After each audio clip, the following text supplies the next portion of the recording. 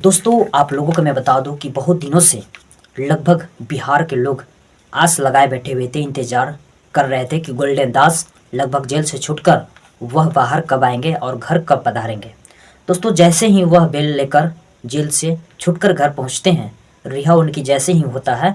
तो इनका चाहने वाले, इनकी दीवानगी इतने खुश मिजाज में इन्हें माला पहनाकर इन्हें स्वागत करते हैं और मिठाई खिलाकर लगभग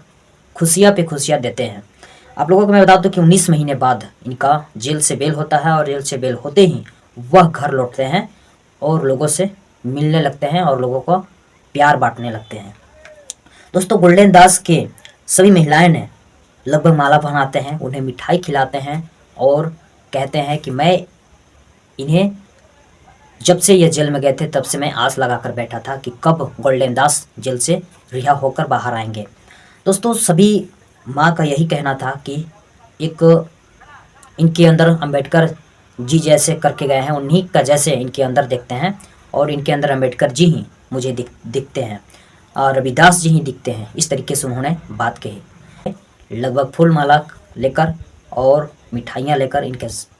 नज़दीक पहुँचते हैं और इन्हें मिठाई खिलाकर और स्वागत करते हैं। दोस्तों जिस रुतबा और अंदाज में लड़ाई लड़ते थे उससे भी ज़्यादा अग्रेसिव और रुतबा के साथ यह लड़ने के लिए फिर से तैयार हैं, क्योंकि जिस तरीके से मीडिया का सामने यह बोल रहे हैं कि मुझे जेल जाने से कुछ फ़र्क नहीं पड़ा, क्योंकि जिस तरीके से बाबा साहब लंदन तैयारी के लिए गए थे उसी तरीके से मैं कोई जेल में नहीं था, मैं भी एक तैयारी ही कर रहा था।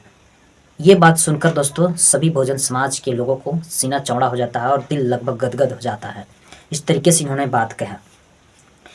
दोस्तों गोल्डन दास के जैसा एक ऐसा व्यक्ति कभी कोई नहीं देखा है। जिस तरीके से इन्होंने सभी का दिल जीत लेते हैं बात बोलकर और बात कहकर। घर जाकर माँ बहन का आंसू पोंछें,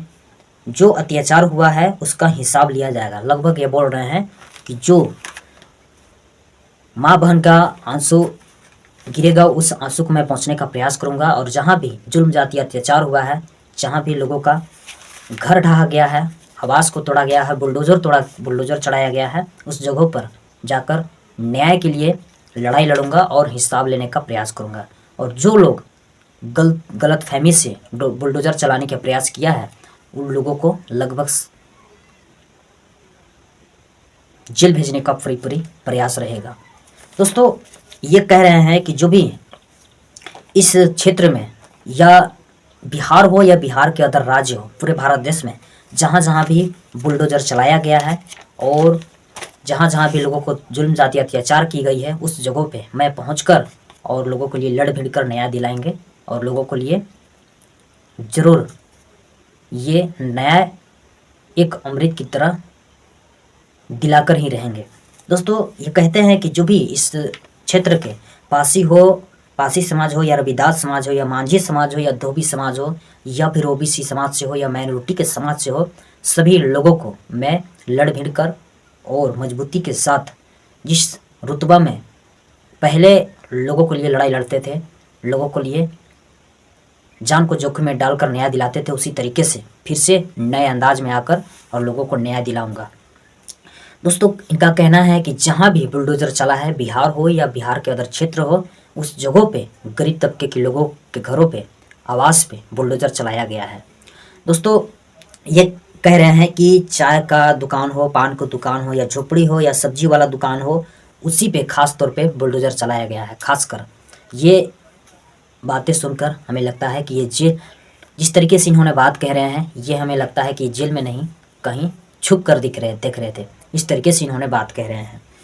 और जहाँ जहाँ भी जुल्म जाति अत्याचार